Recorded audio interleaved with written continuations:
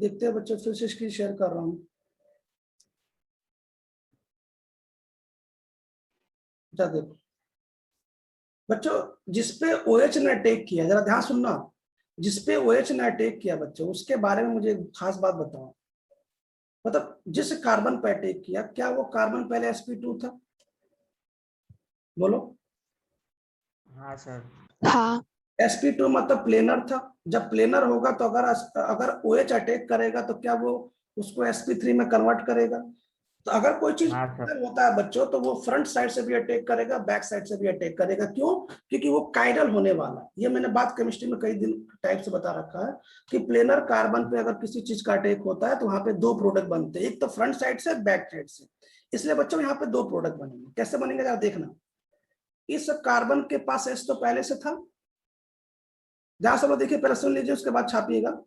और बच्चों OH ने फ्रंट से अटैक कर लिया,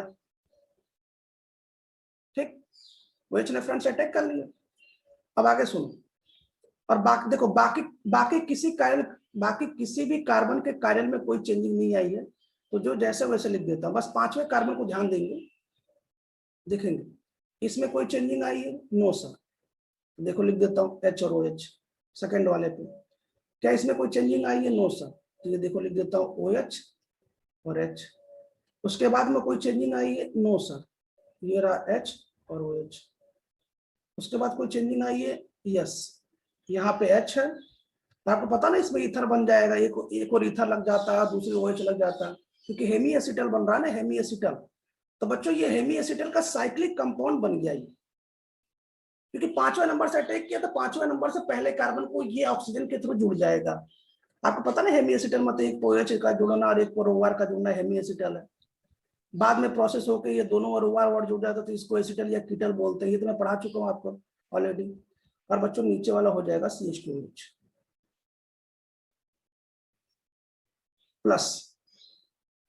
अब बच्चों ये तो OH फ्रंट से अटैक किया, तो ये OH बैक से भी तो अटैक कर सकता है। तो बैक से अटैक करेगा, जो उसकी सीन दे रहा, देखो बैक से अटैक करेगा, उसकी सीन क्या बिल्कुल सेम वही है। अब ये H इधर आ जाएगा और OH ये हो गया बैक से अटैक किया। दो प्रोडक्ट बनेंगे क्योंकि ये कायरल होने वाला कार्बन। और उसके बाद जरा देखो, सब कुछ सीन सेम है। क्या सेम है? कि यहाँ पे फिर से वही था, ये H और OH ही रहेगा, क्योंकि इसके कायरल कार्बन तो कोई फर्क तो नहीं पड़ा। ये भी सेम है, देखो बाकी सब सेम है बच्चों, बाकी में कोई डिफरेंस नहीं पड़ रहा। इसके बाद का जरा देखो, इसमें बाद में H और OH है। और बच्चों सबसे नीचे वही सीन है, बिल्कुल सेम ये सीन है। यहाँ पे हाइड्रोजन है, और चूंकि इसने अटैक किया और हेमी एसिटर बनाने वाला, तो ईथर की लिंक तो होगी। ये मैंने ईथर यहाँ से इसको उठा के जोड़ दिया। देखो साइक्लिक कंपाउंड है ये, साइक्लिक हेमी एसिटर। साइक्लिक कैसे? और बताता, जब इस कार्बन को देखो, इस कार्बन को देखो, ये 2, ये 3 और ये 4 और 5। बच्चों 1 और 5 के बीच में एक रिंग बन चुका, जो कि ऑक्सीजन के थ्रू जुड़ा हुआ है, ठीक है ना। तो इसको बोलते हैं cyclic hemiacetal. Hemiacetal क्यों? क्योंकि देखो हेमी एसिटल क्यों, क्योंकि अगर OH हो और ईथर हो तो इसको ये बोलते हैं हेमी एसिटल। अगर दोनों OR हो तो कार्बन पे, इसको बोलते हैं एसिटल। और ये हो गया CH2H। बच्चों इसका नाम लिखने जा रहा है, जरा नाम सुनो। देखो ऐसा, इसका नाम कैसे लिखा जाता है, बहुत सिंपल इसका नाम लिखने का प्रोसेस है। बच्चों इसका नाम लिखने का प्रोसेस ये है ना कि सबसे पहले आप OH को देखो। सबसे पहले किसको देखो? OH को। इस OH को देखो, अगर ये OH आपको फ्रंट से दिखाई देता है तो देखो इसको बोलते हैं अल्फा। अगर फ्रंट से दिखाई देता तो अल्फा बोलेंगे। बाकी D तो था ही। D क्यों? D भी आपने बताया था, D है। D क्यों बताया था? आपने OH को देख के बताया था। और प्लस क्यों? प्लस इसलिए कि प्लस हमने एक्सपेरिमेंट करके लिया था, हमने प्लस ग्लूकोज वाला मामला लिया था। तो बाकी ये ग्लूकोज है, देखो।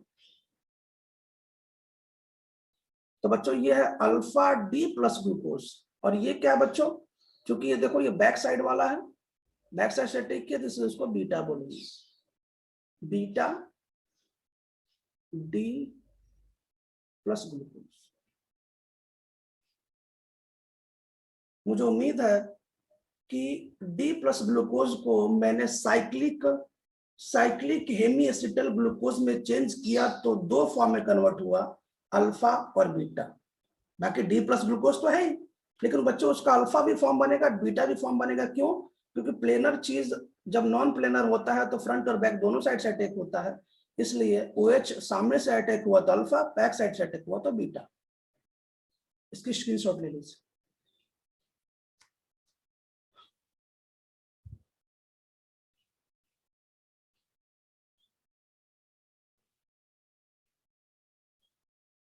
अब मैं आपको कुछ बातें बताने जा रहा हूं, जरा ध्यान से सुनिए।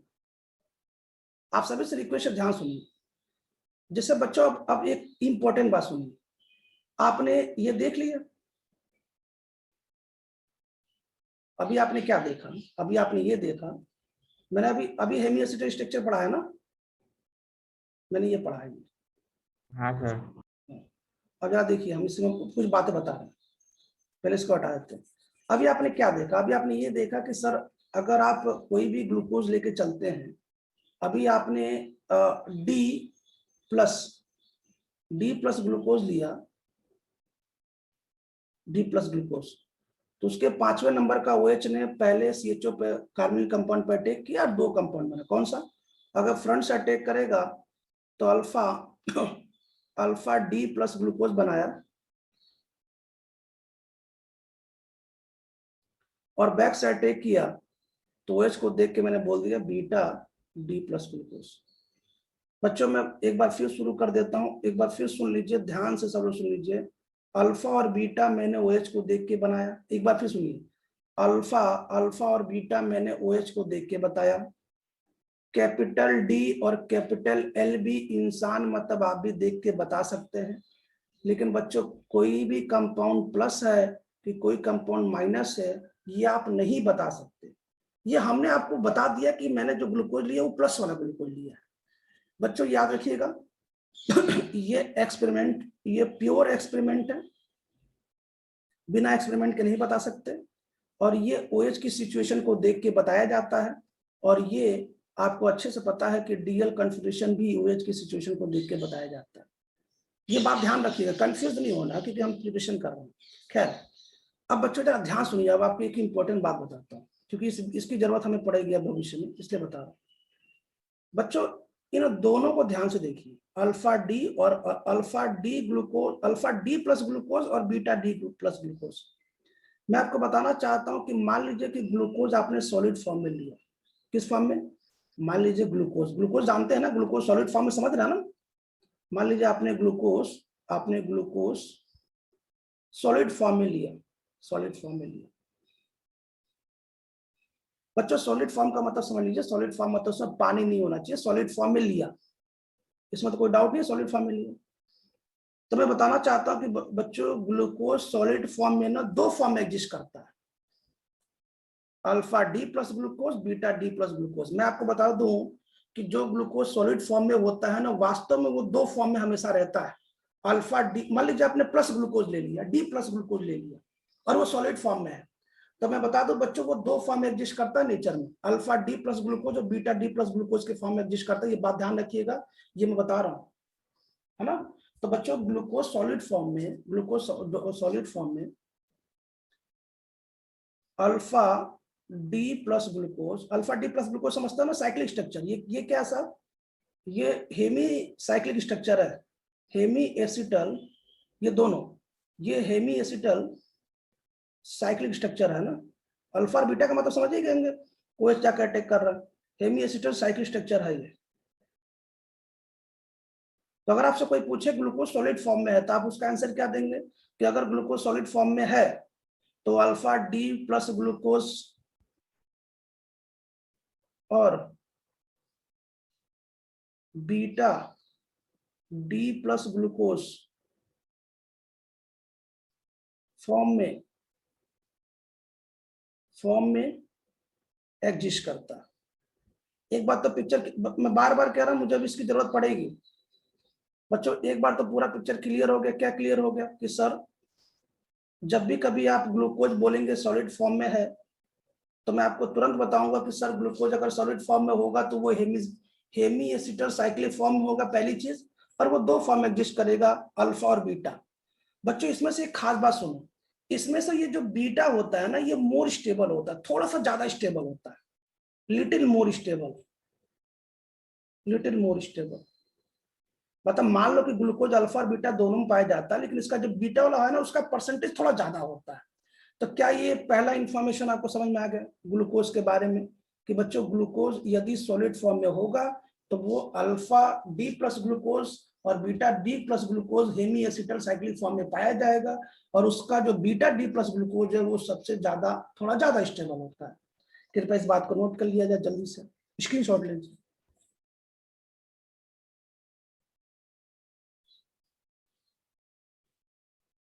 ले लिया स्क्रीनशॉट, कोई दिक्कत किसी को? ठीक।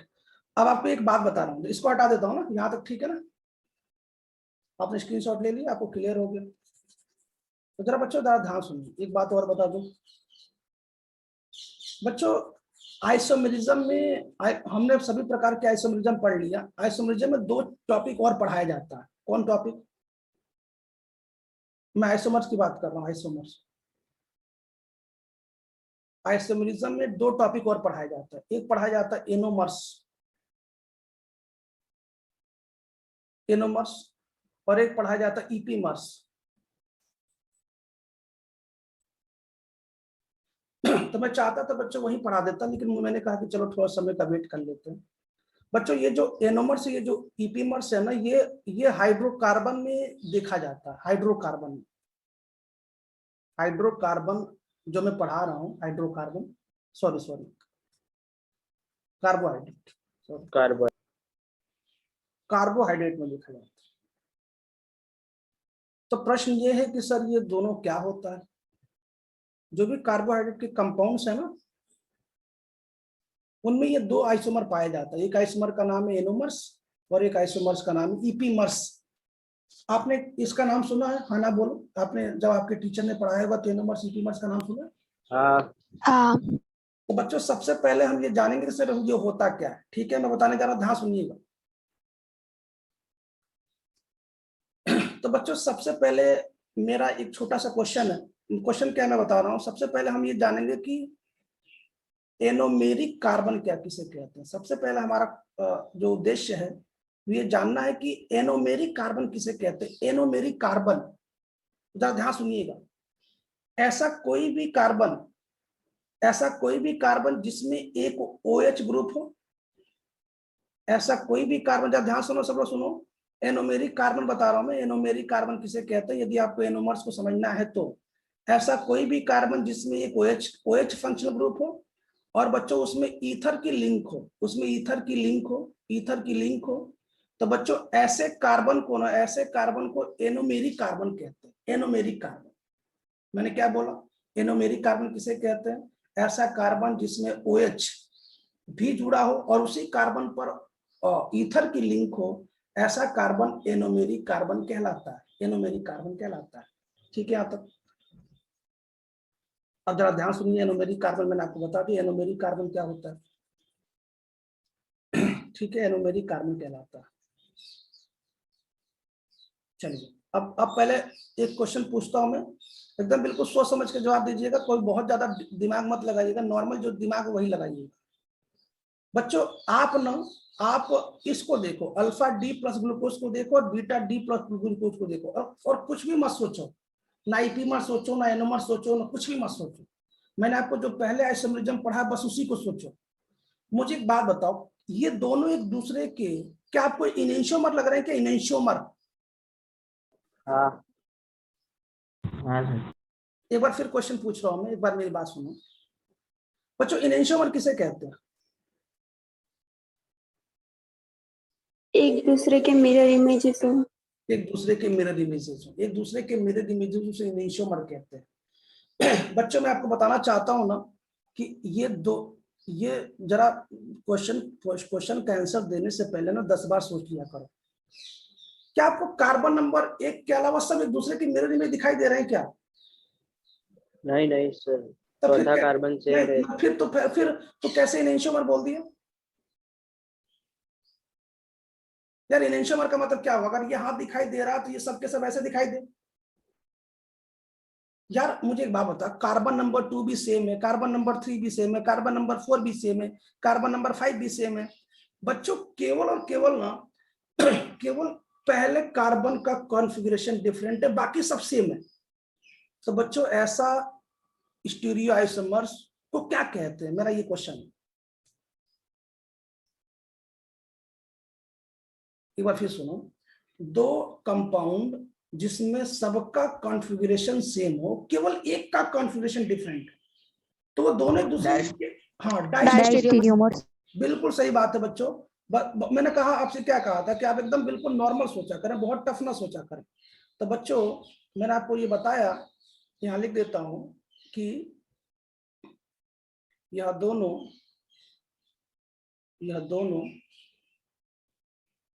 मैं सेकेंड पॉइंट लिख रहा हूं, सेकेंड पॉइंट, नोट नंबर 2, यह दोनों एक दूसरे के डायस्टेरियोमर्स हैं। बहुत सिंपल सी चीज है यार, इन एंशियोमर में सब के सब एक दूसरे का मिरर इमेज होना चाहिए। एक दूसरे के डायस्टेरियोमर्स। एक बात तो समझ में आ गया कि सर अल्फा डी और बीटा डी एक दूसरे के डायस्टेरियोमर्स होते हैं, एक दूसरे के डायस्टेरियोमर्स होते हैं। तो बच्चे ये नोट नंबर 2 हो गया। मैं चाहता हूं कि नोट नंबर 2, एक मिनट कहाँ चला गया, हम चाहते हैं कि ये नोट नंबर 2 भी स्क्रीनशॉट ले लिया जाए। मैंने कहां से लिखा, ये नोट नंबर 2, ये सब नोट्स बनाने में काम आएगा, इसलिए कह रहा हूं। तो पहला नोट्स मैंने क्या बनाया, पहला नोट नंबर 1 ये बताया कि साहब जो ग्लूकोज होता है वो सॉलिड फॉर्म में अल्फा डी प्लस ग्लूकोज और बीटा डी प्लस ग्लूकोज के फॉर्म में पाया जाता है, साइक्लिक फॉर्म में पाया जाता है, साइक्लिक फॉर्म में, और उसमें से बीटा डी प्लस ग्लूकोज थोड़ा सा ज्यादा स्टेबल होता है। इसकी स्क्रीनशॉट ले, ये नोट नंबर 2, ये दोनों एक दूसरे के डायस्टेरियोमर्स।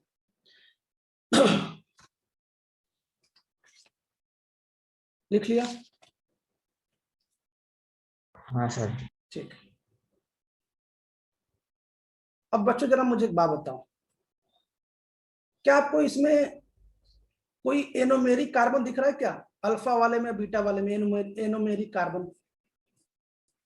फर्स्ट, हाँ। क्या कोई ऐसा कार्बन है जिसका कार्बन नंबर जिसपे OH भी और ईथर की लिंक भी हो? हाँ सर।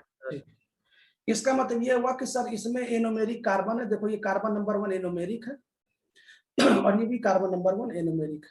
दूसरी चीज बताओ, ध्यान सुनो, क्या उस एनोमेरिक कार्बन पे कॉन्फ़िगरेशन डिफरेंट है? हाँ। हाँ। डिफरेंट है। अब ध्यान सुनना, जब भी कभी भी दो डायस्टेरियोमर्स जिसके एनोमेरिक कार्बन, केवल anomeric carbon, only anomeric carbon का कॉन्फ़िगरेशन डिफरेंट हो, उसे एनोमर्स कहते हैं।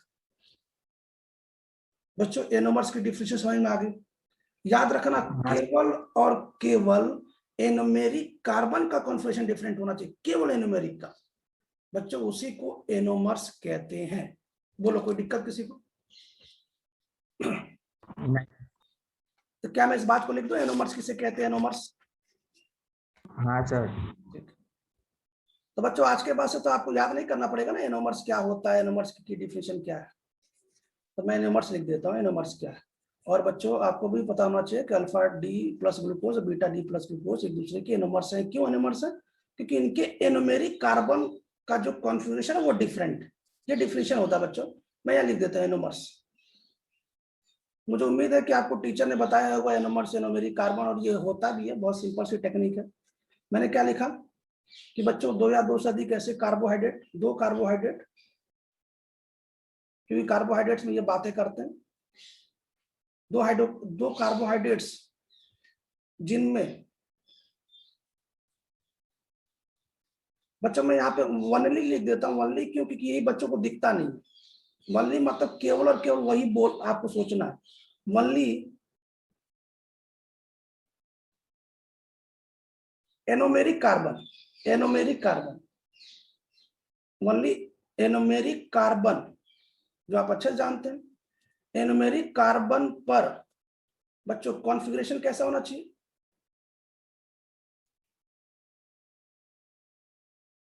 एनोमेरिक कार्बन पर कॉन्फ़िगरेशन क्या होना चाहिए, बोलो?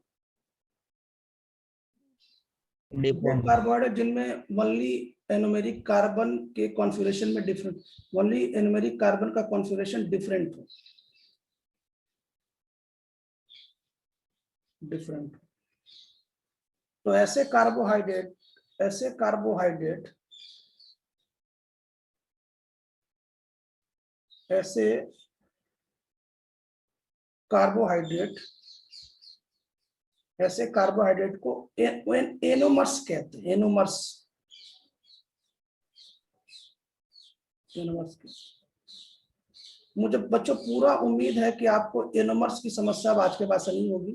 एनोमर्स किसे कहते हैं? तो बच्चों ये रहा नोट नंबर 3। नोट नंबर 3 क्या है बच्चों? कि alpha D plus glucose beta D plus glucose में रिलेशनशिप एनोमर्स का होता है।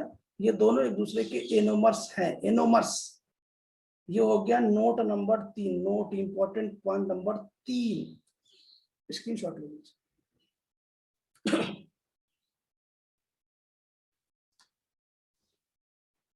समझ में तो आ रहा है ना? कोई दिक्कत नहीं ना? एनोमर्स क्या होता है, एनोमर्स किसे कहते हैं? नहीं सर। कोई दिक्कत यहाँ तक एनोमर्स में कोई समस्या, कोई समझने में कि सर एनोमर्स क्या है, जो भी है?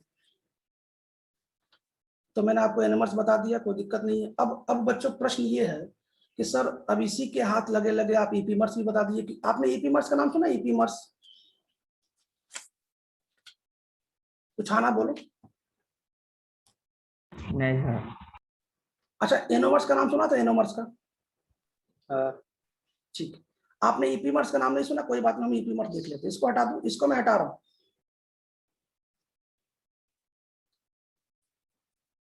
बच्चों मैं यहीं पे मैं चाहता हूं कि ईपीमर्स की भी बात हो जाए। क्यों? क्योंकि ईपीमर्स भी समझ लेंगे तो भविष्य में मान लो मैंने लिखा कि ईपीमर्स है, एनोमर्स है, तो बार बार नहीं समझाना पड़ेगा ना कि ईपीमर्स एनोमर्स क्या होते हैं। तो मैं चाहता हूं कि ईपीमर्स की बात कर लिया जाए। ईपीमर्स बच्चों बड़ा सिंपल ईपीमर्स होता है। मैं पहले इसकी डिफिनेशन लिख देता हूं। देखो क्या है, ध्यान सुनो। वे कार्बोहाइड्रेट्स मतलब जिन कार्बोहाइड्रेट्स में आप चेक कर रहे हैं, वे कार्बोहाइड्रेट्स, ठीक है, जिनमें वे कार्बोहाइड्रेट जिनमें एनोमेरिक कार्बन के अलावा, यहां लिख देता हूं एक्सेप्ट एनोमेरिक कार्बन। एक बार फिर सुन लीजिए।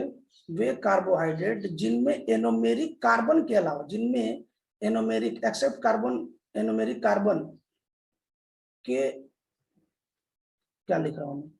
वे कार्बोहाइड्रेट जिनमें एनोमेरिक कार्बन के अलावा, समझ जाओगे ना? वे कार्बोहाइड्रेट जिनमें anomeric carbon, except anomeric carbon के बाद कोई भी कार्बन, याद रखना मैं एनोमेरिक की बात नहीं कर रहा हूं, एनोमेरिक को छोड़ के ना, कोई भी कार्बन का कॉन्फ़िगरेशन डिफरेंट। आप समझ गए होंगे कि एनोमेरिक को छोड़ देना, कोई भी कार्बन का कॉन्फ़िगरेशन डिफरेंट हो, क्योंकि अगर एनोमेरिक का डिफरेंट हो जाएगा वो तो एनोमर्स हो जाएगा, डिफरेंट। तो बच्चों उसी को ईपीमर्स कहते हैं, उसी को ईपीमर्स कहते हैं, ईपीमर्स। मैं पहले इसका एग्जांपल बताता हूं, फिर आपको समझ में अच्छे से आ जाएगा। मैंने क्या बोला? वे कार्बोहाइड्रेट जिसमें आप एनोमेरिक को भूल जाइए, उसके अलावा यदि आपको कोई कुछ भी कॉन्फ़िगरेशन डिफरेंट दिखता है तब बोलेंगे सर ईपीमर्स है, ईपीमर्स। कैसे सर, ये क्या मतलब है? जरा देख लो, एक छोटा सा एग्जांपल बता देता हूं, यही बता देता हूं।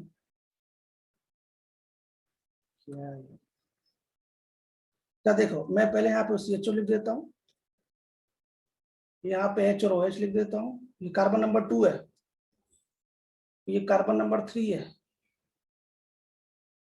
है ना, ये कार्बन नंबर 4 है, और ये बच्चों कार्बन नंबर 5 है, और ये बच्चों कार्बन नंबर 6 है। इसका नाम क्या है आपको पता ना? इसका नाम क्या है? D glucose. D glucose. इसका नाम डी ग्लूकोज है, बिल्कुल सही बात है, ये नाम डी ग्लूकोज। डी ग्लूकोज आपने सामने बना दिया, डी ग्लूकोज। अब मैं क्या कर रहा हूं बच्चों, इसके सामने कुछ और लिख रहा हूं, देखो एक लिख रहा हूं CHO, अब बिल्कुल सेम सीन बना रहा हूं, बिल्कुल सेम, मतलब कोई दूसरा कार्बोहाइड्रेट लिख रहा हूं, ये कोई दूसरा कार्बोहाइड्रेट है। और बच्चों में यहां लिख रहा हूं OH, यहां लिख रहा हूं H, और यहां भी लिख रहा हूं OH, यहां लिख रहा हूं H, और यहां लिख रहा हूं H और OH, यहां लिख रहा हूं H और OH, और बच्चों ये लिख रहा हूं CH2OH। आपको इसका नाम नहीं पता होगा, मैं बताता हूं, इसका नाम है डी मैनोज, डी मैनोज इसका नाम है। बच्चों ये हेक्सोस का फैमिली का खानदान का सदस्य, जिस प्रकार ग्लूकोज है तो ये भी है, ठीक है। अब मुझे बताइए डी ग्लूकोज और डी मैनोज को देख के साफ साफ बताइए कि आपको किस नंबर पे कॉन्फ़िगरेशन अलग दिख रहा है? Second number. सेकंड नंबर पे। सेकंड। क्या इसके अलावा कुछ और दिख रहा है? देखो जरा, जरा इसको देखो, इसके अलावा कुछ और दिख रहा है? इसके अलावा कहीं भी? नहीं। इसके अलावा कोई ऐसा कार्बन है जिसमें आपको कुछ मामला गड़बड़ दिख रहा है? नहीं दिख रहा।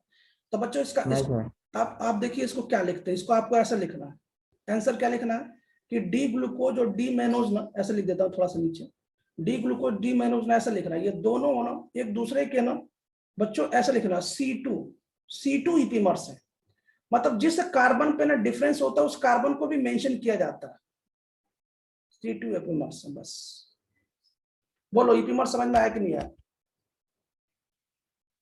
आ गया समझ में। तो जरा इसकी एक फोटो ले लो यार।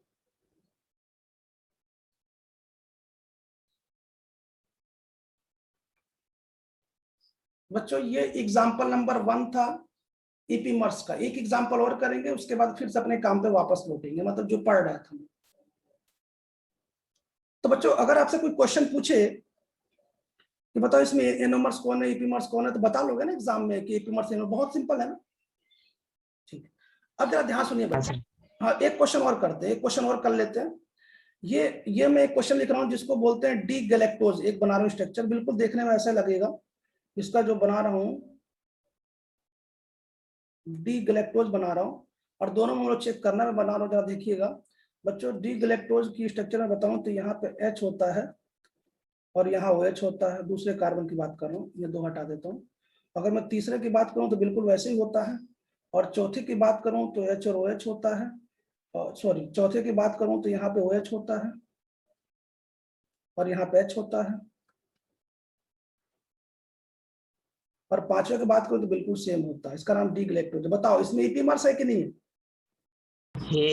किस कार्बन पे है, किस कार्बन पे? C4 है, बहुत बढ़िया। तो बच्चों इसको C4 इपीमर्स के नाम से जानना चाहिए। बच्चों ये एग्जांपल नंबर 2 है, इसको भी स्क्रीनशॉट ले लो। तो खैर मुझे पूरा उम्मीद है कि आपको मैंने इपीमर्स बता दिया, एनोमर्स बता दिया। एनोमर्स और इपीमर्स बड़ा आसान है, आप दोनों पहचान सकते हैं। अब बच्चों आते हैं एक साइंटिस्ट का नाम, आपका फेवरेट साइंटिस्ट हावर्थ। हावर्थ नाम सुना ग्लूकोज की, Haworth structure?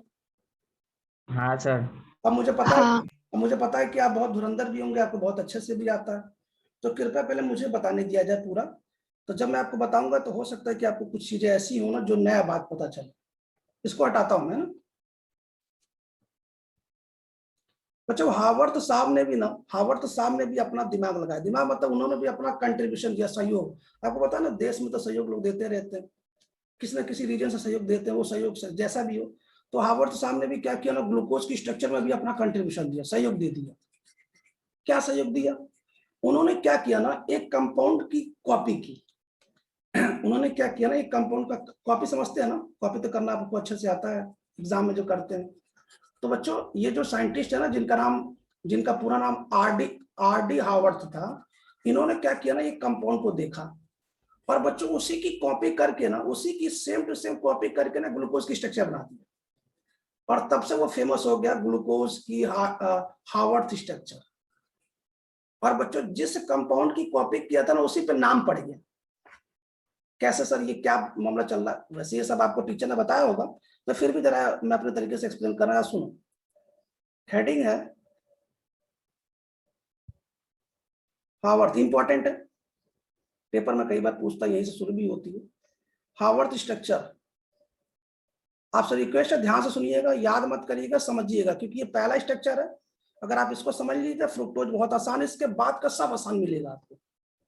Haworth structure of glucose.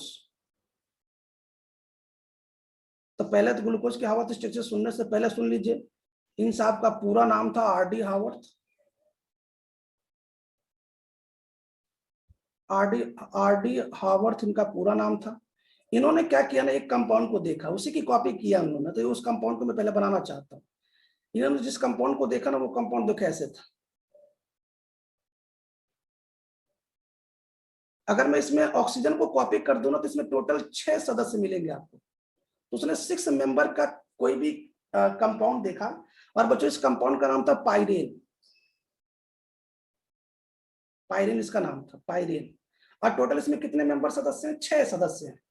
और क्या किया ना, इसी की कॉपी किया, एकदम इसी कंपाउंड की कॉपी किया,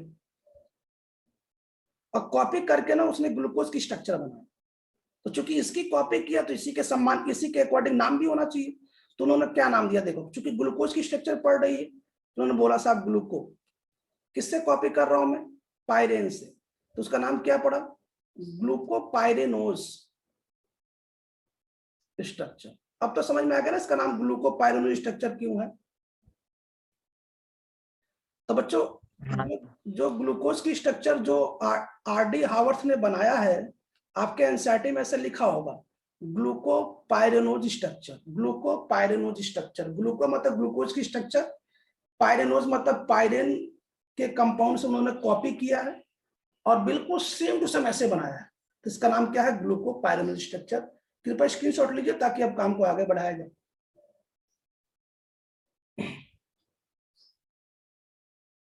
चलिए अब स्ट्रक्चर बनाने की टेक्निक सिखाता हूं। बहुत सिंपल टेक्निक बता रहा हूं, बहुत आसान सी टेक्निक है, आप देखिए तुरंत समझ में आ जाएगा। अगर आपको आज तक स्ट्रक्चर में डाउट है, तो बच्चों अब आज के बाद से डाउट नहीं रहेगा।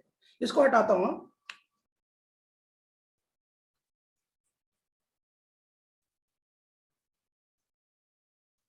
जैसे वो देखिए, हावर्थ स्ट्रक्चर ऑफ ग्लूकोज बताता हूं बच्चों। तो आपको पता है कि जिस कंपाउंड से उन्होंने कॉपी किया, उसमें 6 कार्बन, सॉरी, उसमें 6 सदस्य हैं ऑक्सीजन को लेके। तो उन्होंने सबसे पहले क्या किया ना, पहले 6 मेंबर की रिंग बनाया।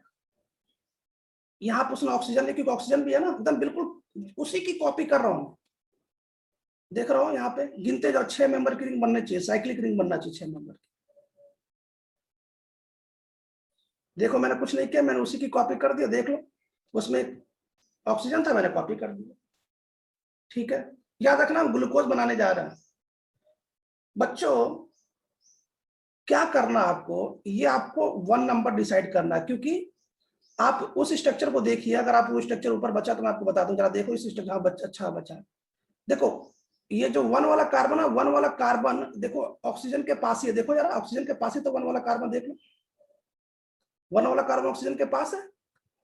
और 2 वाला OH देखो, और 3 वाला OH देखो, दोनों उल्टा है ना।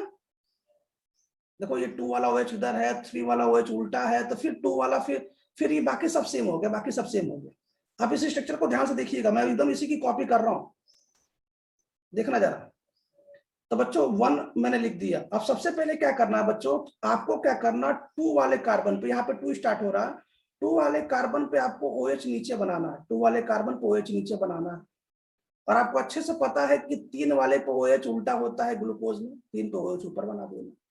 सही है बच्चों, ये रहा 4th नंबर का कार्बन। अब चूंकि आपने 2 नंबर पर नीचे से स्टार्ट किया है, तो बाकी सब में OH कहाँ पे होगा? नीचे ही होगा।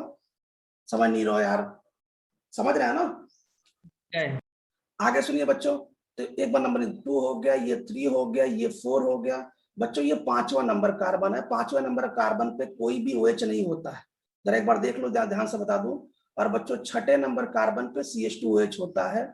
CH2OH बच्चों रिंग का हिस्सा नहीं है। कैसे नहीं है, एक बार देख लो। क्या देखो, देखो एक मेरी बात सुनो, ये 2 3, ये हो गया 4, ये हो गया 4, और बच्चों ये हो गया 5। देखो 5 के पास, देखो बच्चों 5 के पास कुछ भी OH नहीं है, 5 के पास तो साइक्लिक ईथर है, बना दिया मैंने। और बच्चों ये जो 6 नंबर का CH2OH ये रिंग में नहीं है। बच्चों रिंग तो इतना ही है ना, 1 से लेकर 5 तक। और ये बीच में ईथर ले लो तो हो गया 6, समझ गया ना। तो बच्चों इसी की कॉपी करके मैंने ये बना दिया, देख लो मैंने कैसे बनाया, एक बार फिर सुन लो। हमने क्या किया, बिल्कुल एक 6 मेंबर की रिंग बना दिया। 6 मेंबर की रिंग में मैंने पहले ऑक्सीजन दिखाया, ऑक्सीजन के नीचे नंबर 1 दिखाया, उसके बाद नंबर 2 में मैंने क्या दिखाया, नंबर 2 में OH नीचे दिखाया, तो नंबर 3 में OH ऊपर होगा, क्योंकि आपको पता है ना ग्लूकोज के स्ट्रक्चर में 3 नंबर पे जो कार्बन OH होता है वो डिफरेंट होता है, बाकी सब सेम। 4th पे भी OH नीचे आएगा, 5th पे कोई OH तो था ही नहीं, 5th पे कोई OH नहीं था, 6th वाला जो CH2H है वो बाहर है। बच्चों इसके बाद सुनो, यहाँ पे OH, यहाँ पे OH, यहाँ पे OH भी नीचे बना दूं, क्यों, क्योंकि आपको पता है कि केवल और केवल में 3rd नंबर पे OH डिफरेंट होता है, बाकी सभी कार्बन पे अगर आपने OH नीचे लिखा तो सबने OH नीचे ही बनाएंगे। अब बच्चों करना क्या है, बड़ा सिंपल सा काम है, देखो क्या करना है, सब जगह आप हाइड्रोजन लगा दीजिए, सब जगह हाइड्रोजन से उसको भर दीजिए, भर दिए। एक बात और सुनो, आपके मन में क्वेश्चन आएगा सर ये तो 3D है, सब जगह sp3 है, तो बच्चों सर इसमें कौन सा बॉन्ड प्लेनर है या कौन सा रिंग प्लेनर है, तो बच्चों इससे तकलीफ से बचने के लिए कुछ मत करो, आप क्या करो ना, रिंग को ही प्लेन से बाहर कर दो, थोड़ा डार्क कर देते हैं, बात ही खत्म। तो थोड़ा सा हम लोग बोर्ड लेवल से थोड़ा हट के पढ़ रहा है, तो हमें ये चीजें बतानी पड़ेंगी। ये जो रिंग है बच्चों ना, आप इस रिंग के बारे में सोच सकते हैं, रिंग कैसे, ऐसे है रिंग, ऐसे रिंग, ये रिंग ऐसे है, और बॉन्ड ऐसे लगा हुआ, ऐसे बॉन्ड लगा हुआ, ये रिंग ना, ये रिंग का जो डार्क वाला पोर्शन ये आपकी तरफ जा रहा है, आपको पता है जो डार्क वाला पोर्शन आपकी तरफ जा रहा है, इसलिए तो मैंने डार्क बनाया, ऊपर वाला डैश है, समझ नहीं रहो यार। ये रिंग का ना, ये भी रंग बच्चों, ये रिंग प्लेन में नहीं है, ये बात ध्यान रखिए, ये रिंग प्लेन में नहीं है। तो मुझे बताओ, पहले बताओ यहां तक कोई समस्या किसी को? नहीं सर। ठीक, अब बच्चों जरा काम की बातें सुनो, ध्यान से सुनना सब लोग। सबसे पहले क्या करो बच्चों नो, इस OH को देखो, इस OH को देखो, इस OH को देखो, अगर फर्स्ट नंबर के कार्बन का OH नीचे है, मैं लिख देता हूं C1, फर्स्ट नंबर कार्बन का OH कहां पे है, बिलो मतलब नीचे है,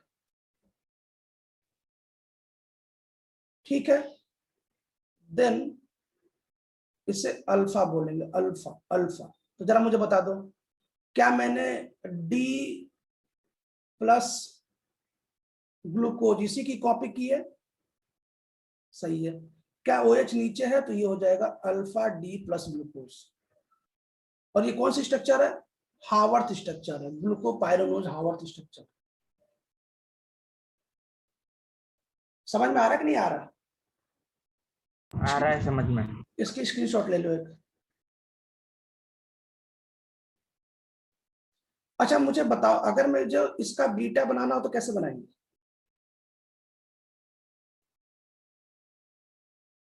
फर्स्ट वाला कार्बन C1 का OH ऊपर। हाँ तो मैं यही बना देता हूँ, आपने स्क्रीनशॉट ले लिया, यही बना देता हूँ दोबारा। क्या करो, इसको उल्टा कर दो बस, और बच्चों इसके OH को ऊपर कर दो, और इसके H को नीचे कर दो, और इसको बीटा कर दो, और एवब कर दो, और यहां बीटा कर दो। इसके स्ट्रक्चर इसको फिर से कॉपी कर लीजिए, मतलब फिर से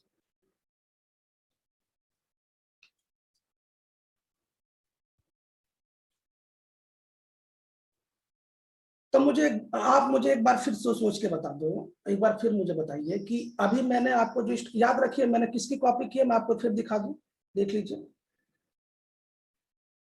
बच्चों, मैंने इसी की कॉपी की है। ये जो स्ट्रक्चर है ना, ये दोनों स्ट्रक्चर जो दिख रहा है ना, इसी का मैंने साइक्लिक स्ट्रक्चर बनाया। क्यों, जरा देखो ना, क्या ये साइक्लिक नहीं दिख रहा है, क्या यहाँ से यहाँ तक साइकिल नहीं दिख रहा, देखो रिंग तो दिख रहा है ना, इस रिंग में पहले कार्बन के पास क्या है, ईथर की लिंक, और पांचवें के पास भी क्या, ईथर की लिंक, और ये छठा नंबर क्या, रिंग से बाहर है। और बच्चों इसमें तीसरा नंबर, ध्यान सुनिए, तो बच्चों ये जो अल्फा D प्लस ग्लूकोज है, बीटा D प्लस ग्लूकोज है, ये साइक्लिक फॉर्म में है, साइक्लिक फॉर्म में है। इसमें पहले कार्बन के पास क्या OH है, और पांचवें कार्बन के पास भी ईथर है। तो देखो मैंने कुछ नहीं किया, आप देख लो जरा, इस स्ट्रक्चर को देखो ध्यान से, देखो इस स्ट्रक्चर को देखो, देखो पहले के पास देखो ऑक्सीजन है, और पांचवें के पास भी देखो ऑक्सीजन है, और रिंग से बाहर ये CH2OH है, देख लो, है ना सिंपल। तब मुझे बता दो, क्या आप आज देखो, पहले चीज सुन लो कि आपका आज का होमवर्क क्या है। ध्यान सुनना, एक बार फिर सुनो होमवर्क। आपको capital D capital L glucose फिर से बनाना है। बनाने के बाद इसकी hemiacetal structure, hemiacetal किसका, अल्फा डी प्लस ग्लूकोज का बनाना, सॉरी डी प्लस ग्लूकोज का हेमी एसिटल बनाना, जो कि डी बनेगा, दो बनेगा अल्फा और बीटा, दोनों बना के प्रैक्टिस करनी है। इसको बनाने के बाद बच्चों हार्वर्थ स्ट्रक्चर पहले देख के बनाना, फिर बिना देखे बनाना। कौन कौन सा, अल्फा वाला भी बनाना है, बीटा वाला भी बनाना है। ये होने के बाद आपको फ्रुक्टोज की स्ट्रक्चर की प्रैक्टिस करनी है, फ्रुक्टोज की ओपन स्ट्रक्चर, फ्रुक्टोज का कैपिटल डी और कैपिटल एल की प्रैक्टिस करके रखनी है। क्यों, क्योंकि कल हम फ्रुक्टोज आपको बताएंगे, और फ्रुक्टोज बताने के बाद फ्रुक्टोज में साइक्लिक स्ट्रक्चर बनाएंगे, हेमी साइक्लिक स्ट्रक्चर बनाएंगे, और उसके बाद फ्रुक्टोज का हार्वर्थ स्ट्रक्चर बनाएंगे, तब जाके फ्रुक्टोज और ग्लूकोज हमारे जो एनसीईआरटी में है वो अच्छे से प्रिपेयर हो जाएगा। क्लियर है बात, समझ में आ रही क्या कहना चाहता हूँ? देखो बिना होमवर्क पूरा किया मैं आपसे रिक्वेस्ट करता हूँ क्लास में ऐड मत होना। जो भी स्टूडेंट क्लास में बैठे हुए हैं ये बात ध्यान रखिएगा, आपको बिना होमवर्क कंप्लीट किए, बिना यहाँ तक पूरी तैयारी से, अगर मैं आपसे बोलूं कि मुझे तुरंत स्ट्रक्चर बना के दिखाओ तो मुझे कॉपी पर बना के उसकी फोटो खींच के दिखाने के सर ये देखिए, आप देख लीजिए, इसमें कोई परिवर्तन अगर कोई डाउट हो तो देख लीजिए। इसलिए कह रहा हूँ आज ग्लूकोज की दोनों स्ट्रक्चर बनाना, पहले ओपन बनाना, फिर हेमी एसिटल साइक्लिक बनाना, वो बनाने के बाद फिर उसका हार्वर्थ स्ट्रक्चर बनाना, और बनने के बाद यदि अच्छी से प्रैक्टिस हो जाना तब जाके कॉन्फिडेंस हो जाएगा, तब मुझे कल की क्लास में समय नहीं लगेगा बच्चों, और 1-2 दिन में ये समाप्त हो जाएगा। बड़ा सिंपल लेसन है। आप सभी को गुड मॉर्निंग, सभी को थैंक यू। मैं चाहता हूं कि आप यहाँ तक रिवीजन कर लें और बायोमोलिक्यूल्स के कंसेप्ट को स्ट्रॉन्ग कर लें। इसके बाद कल की क्लास हुई हमारी 7:30 पर मुलाकात होगी। आप सभी लोग तब अच्छे से पढ़ाई करें। सभी को गुड मॉर्निंग, सभी को थैंक यू।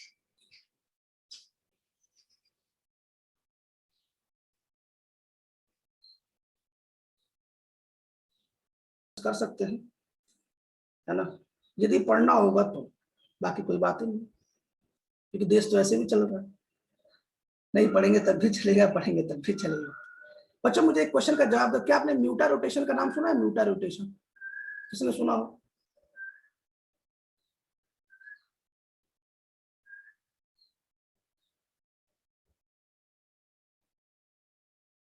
अरे कोई तो सुना होगा, म्यूटा रोटेशन किसे कहते हैं?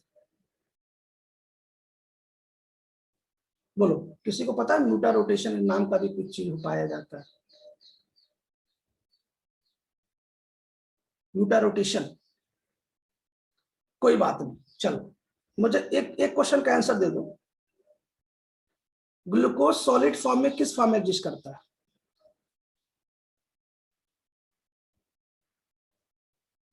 ग्लूकोज अगर सॉलिड फॉर्म में हो तो किस फॉर्म में पाया जाता है?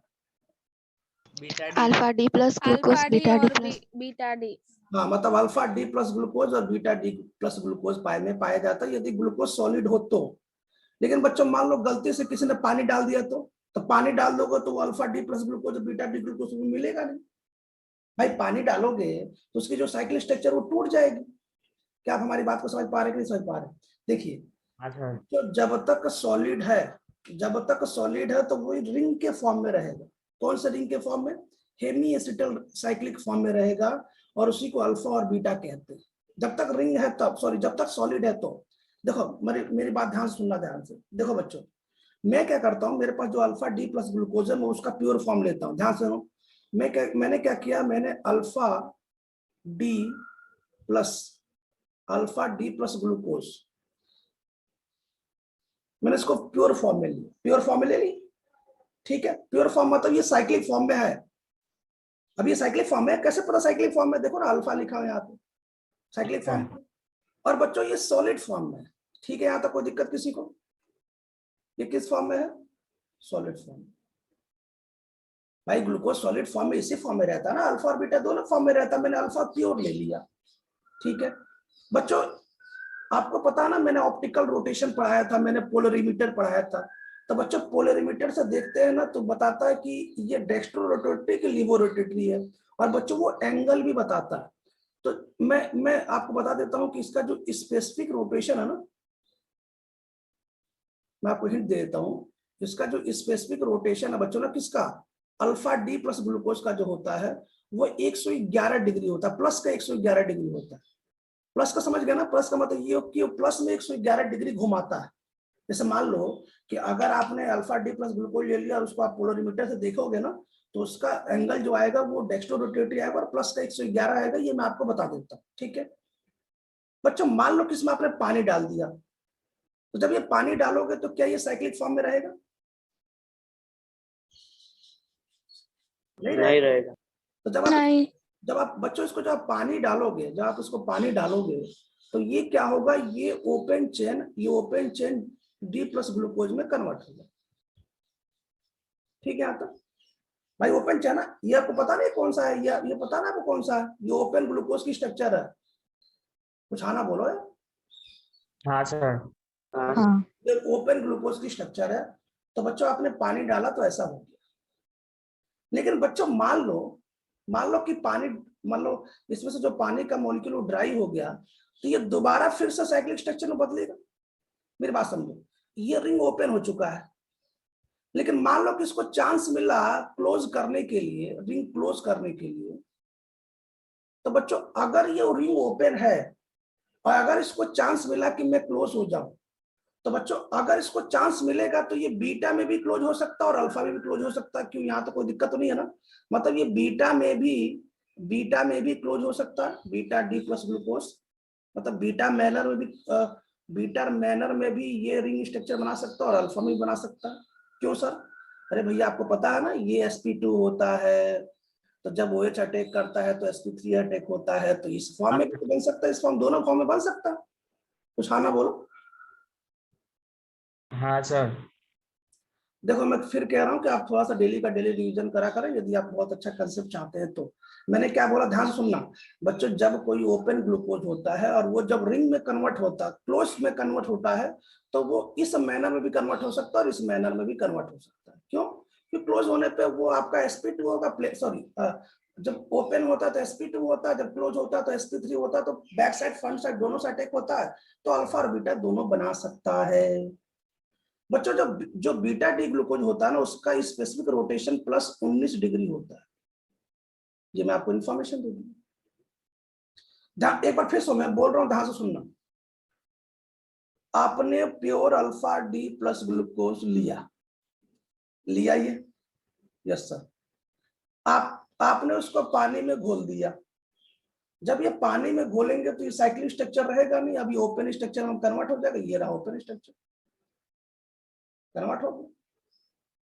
अगर ये ओपन स्ट्रक्चर दोबारा साइक्लिक में कन्वर्ट होगा तो ये अल्फा डी प्लस ग्लूकोज के मैनर में भी जा सकता है और बीटा डी प्लस ग्लूकोज के मैनर में भी जा सकता है।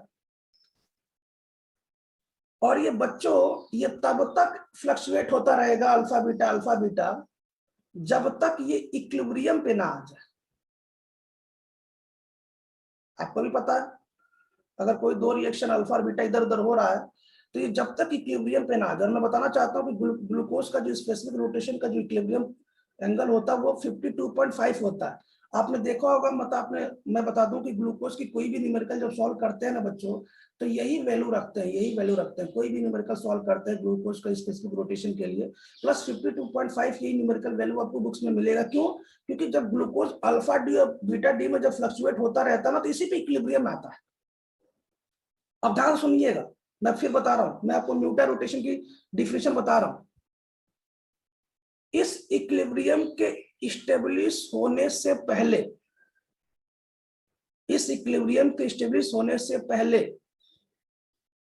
स्पेसिफिक रोटेशन में जो स्पॉन्टेनियस चेंजेस हो रहे हैं उसी को न्यूटन रोटेशन कहते हैं। कैसे? यहाँ का स्पेसिफिक रोटेशन कितना है? प्लस 111। यहाँ कितना है? प्लस 19। तो क्या ये स्पॉन्टेनियस चेंज हो रहा? इसी को न्यूटन रोटेशन कहते हैं। मैं इस बात को लिख देता हूं आपकी शुद्ध भाषा में। मैंने क्या लिखा?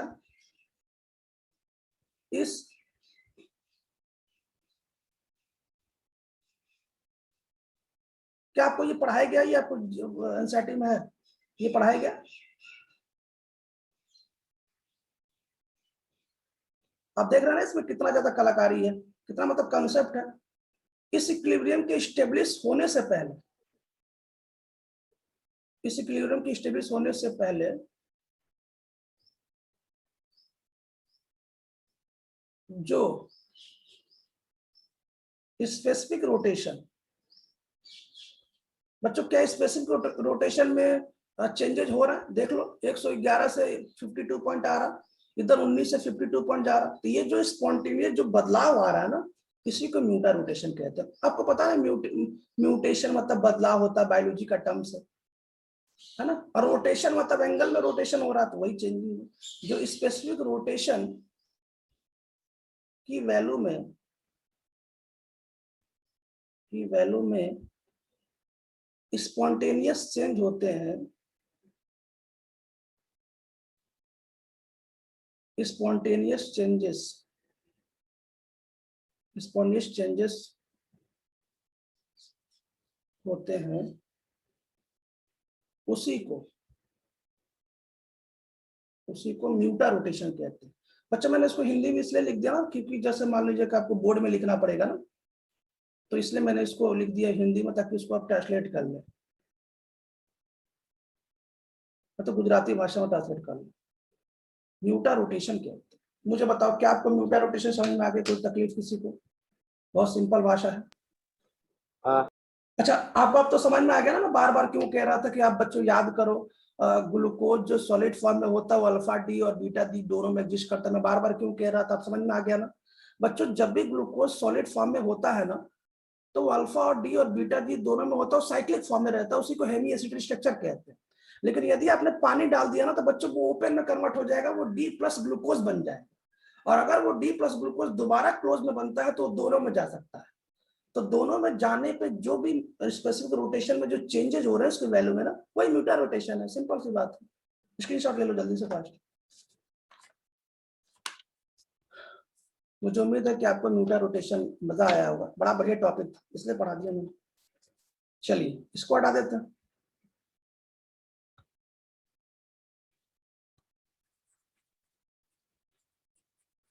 अच्छा बच्चों, एक बात और सुन लीजिए, जैसे मान लो कि आपके कोई भी ऐसा दोस्त हो जिसको थोड़ा सा कोई प्रिपरेशन कर रहा हो आसपास, मान लीजिए कोई भी हो ऐसा, और उसको रिवीजन करना, मैं देखो बच्चों ऐसा इसलिए कह रहा हूँ कि मैं चाहता हूँ अधिक से अधिक मेरे साथ लोग जुड़े, इसलिए नहीं कि इसका मैं कुछ लेने वाला हूँ, आपको भी पता है। तो जब वो बच्चा जुड़ेगा तो वो कहेगा नहीं यार, वास्तव में कम में ज्यादा हम समझ में आए, तो आप मुझे बता सकते हैं, मतलब अच्छा वाला, फालतू वाला नहीं कह रहा हूँ। फ्रुक्टोज की बात कर रहा हूँ, फ्रुक्टोज। अच्छा, आपके जो दोस्त है ना, जैसे तीर्थ पटेल, जो तुम्हारा दोस्त एक नहीं है जो जेई पढ़ता था? हाँ सर। हाँ, तो उसको बोल देना, पढ़ना चाहे तो पढ़ सकता, कोई प्रेशर नहीं। जैसे मान लो तुम जेई की स्टूडेंट हो, देखो जेई बंद हो गया, लेकिन फिर भी मैं तुम्हें बोलता हूँ ना पढ़ने के लिए, बताओ।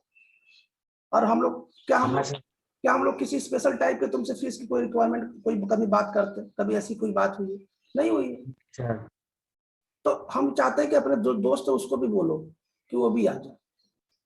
देखो बच्चों, हम लोग यहाँ पे तौल के नहीं पढ़ा रहे हैं कि आओ पढ़ो और फिर तौल के दो, ऐसा नहीं है। जैसे ये पढ़ने बच्चा अच्छा है और उम्मीद है कि कुछ अच्छा करेगा, तो अगर आप ऐसे हैं तो आपका कोऑपरेट जरूर किया जाएगा। बच्चों फ्रुक्टोज का भी तो मॉलिक्यूलर फॉर्मूला सेम होता है, आपको पता है ना? ग्लूकोज और फ्रुक्टोज का में दोनों में कोई डिफरेंस थोड़े है, दोनों का मॉलिक्यूलर फॉर्मूला सेम है, केवल और केवल फंक्शनल ग्रुप का डिफरेंट है, आपको पता ही होगा। तो पहले हम फ्रुक्टोज का बताते हैं। अगर मैं आपसे पूछूं कि फ्रुक्टोज का स्ट्रक्चर फॉर्मूला क्या होगा, फ्रुक्टोज का स्ट्रक्चरल फॉर्मूला क्या होगा, तो बड़ा सिंपल है। आप क्या बोलेंगे कि सर पहले आप ऊपर CH2OH लिख दीजिए, क्यों, और बीच में यहाँ पे क्या लगा दीजिए, कीटोन लगा दीजिए, 2 हो गया ना। उसके बाद सब जगह क्या लिखना है, CHOH लिखना। मैं स्ट्रक्चर बता रहा हूँ, स्टीरियो भी नहीं बना रहा। फिर उसके बाद CHOH लिखना, कितना हो गए, 4 हो गए। फिर उसके बाद CHOH लिखना, कितना हो गए, 5 हो गए। और उसके बाद बच्चों लास्ट लिखना, कितना हो गए, 6 हो गए CH2OH। देख रहा हो ना? चलो मुझे बताओ, नंबर ऑफ कायरल सेंटर कितने हैं? 3। 3। बच्चों इसमें कायरल सेंटर भी 3 और कायरल कार्बन भी 3 है, क्योंकि सबके सब कार्बन ही है। अगर मैं पूछूं नंबर ऑफ स्टीरियो आइसोमर्स, 2 की पावर 3। 8। अच्छा ग्लूकोज में कितना था? 16। 16। 60। मतलब इसके 8 स्टीरियो आइसोमर्स बनेंगे। देखो ये बात तो याद होनी चाहिए, पेपर में आ चुका। खैर इसकी स्क्रीनशॉट ले लीजिए।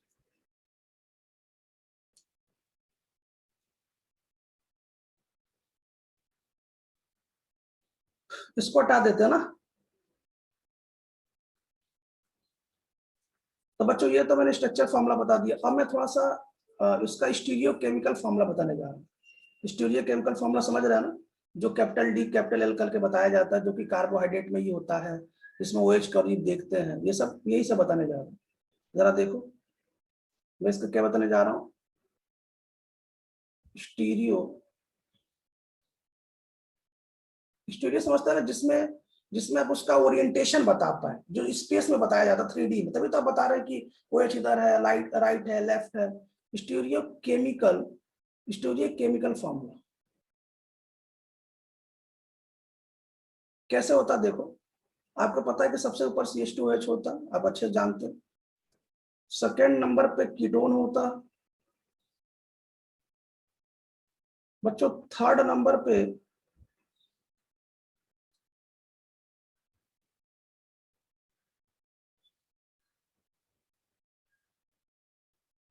ऐसे होता, याद है ना, थर्ड नंबर पे उल्टा होता, क्यों? फोर्थ नंबर पे वही सेम। जब ग्लूकोज फ्रुक्टोज में थर्ड पे ही आपको पता है डिफरेंस होगा बच्चों। फिफ्थ नंबर पे भी वही,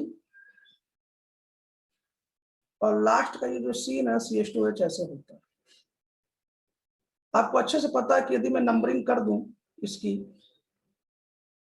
ऐसे अगर इसकी नंबरिंग कर दिया जाए 1 2 3 4 5 में इसको देखते हैं। इसको देखने पे ये राइट है और ये रहा 6। तो बच्चों जरा ध्यान से सुनिएगा, मैं जो बताने जा रहा हूँ थोड़ा उसको ध्यान से सुनिएगा। देखो पहली चीज मैं बता दूं कि कैपिटल D कैपिटल L का प्लस माइनस